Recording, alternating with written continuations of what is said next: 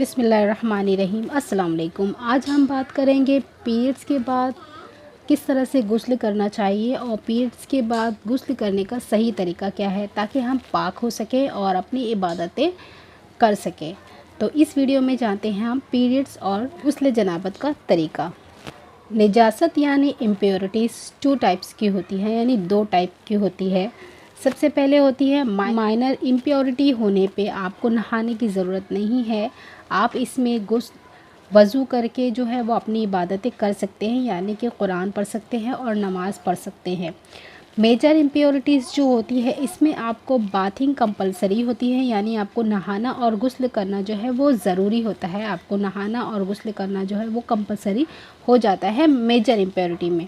Minor impurity होती है जैसे कि urination, pee, stool, potty, fart, gas pass, vaginal discharge, ये जो है माइनर इम्प्योरिटी में होता है। इसमें आपको नहाने की ज़रूरत नहीं होती है, आपको सिर्फ वज़ू करना होता है और आप पाक हो जाते हैं।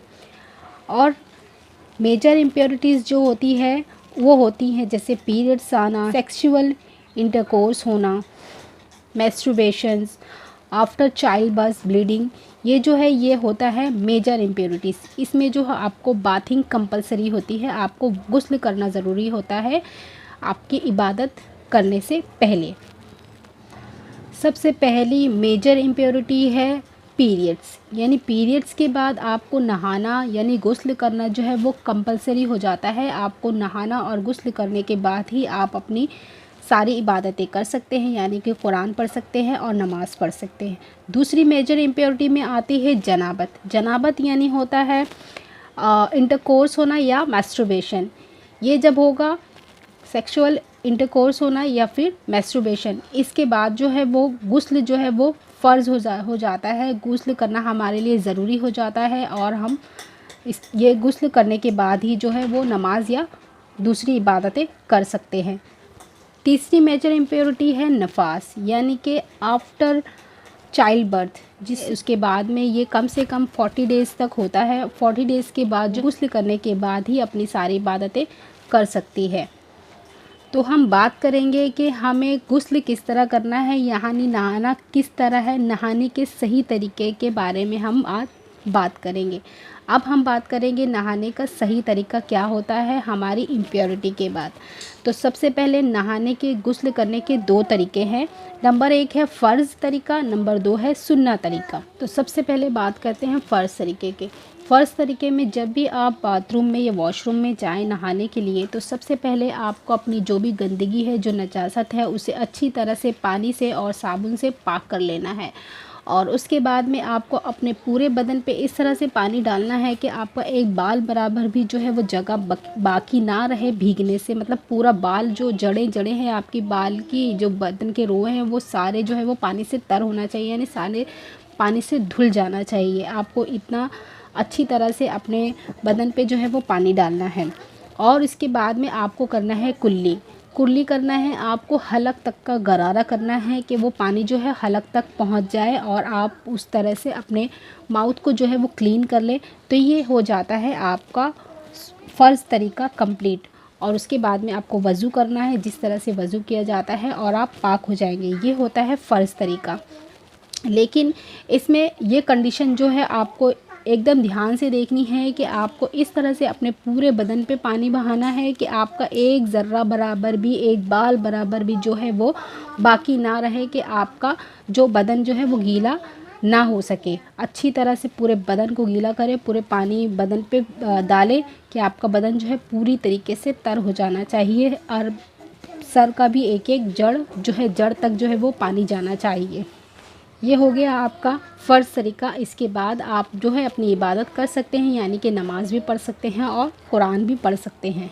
जान लेते हैं गुस्ल करने का सुन्नत तरीका। सबसे पहले दोनों हाथों को अच्छी तरह से धोएं, फिर बाएं हाथों से शर्मगाह को धोएं और फिर हाथ को साबुन से साफ़ कर लें। फिर नमाज की तरह वज़ू करें और पैरों को गुस्ल से फ़ारिग होने के बाद अच्छी तरह से धो लें। वज़ू करने के बाद अपने सर के बालों में खलल करें और इस तरह के हाथों की उंगलियां तर कर लें। दाएं हाथ से सर के बाएं जानिब और बाएं हाथ से सर के बाएं जानिब बालों में उंगलियां फेरें और बालों की जड़ों को निहायत उम्दा तरीके से तर करें। फिर 3 चुल्लू पानी भरकर सर पे डालें। फिर बाकी सारा पानी जिस्म पर बहाएं, अच्छी तरह से पानी बहाएं। आखिर में पाँव धोएं। गुस्ल दाएं तरफ से शुरू करें।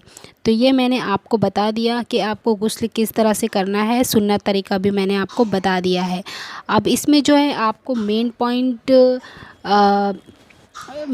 जो है वो समझना ये ज़रूरी है कि सबसे पहले तो आपको जो है वो पानी जो है पूरे बदन पे बहुत ही अच्छी तरह से डालना है। कोई भी जगह सूखी ना रहे, यानी कि बाल बराबर भी कोई जगह सूखी ना रहे। कानों के पीछे, उंगलियों के बीच में भी आप खलल करें। पाँव की उंगलियों को भी अच्छी तरह से धोएं।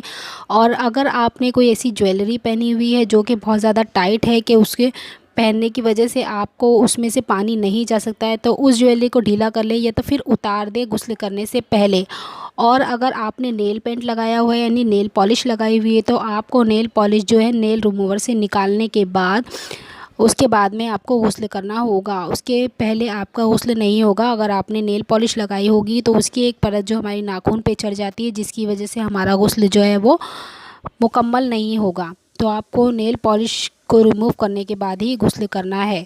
और अगर औरत ने अपने बालों को चोटी बनाई हुई है तो गुस्ल जनाबत या गुस्ल हैज़ के लिए इन्हें खोलना ज़रूरी नहीं है, बल्कि मुस्तहब है। अगर खोले तो अच्छी बात है, अगर नहीं भी खोले तो औरत जो है वो अपनी चोटी बंधे रहने दे और अपने बालों की जड़ों में जो है उसका पानी जाना मगर ज़रूरी है कि जड़ों तक जो है वो पानी पहुंच जाए तो उसका गुस्ल हो जाएगा। उम्मीद है मैंने इस वीडियो में आपके गुस्ल से मुताल्लिक जो भी कन्फ्यूजन होंगे वो दूर कर दी है।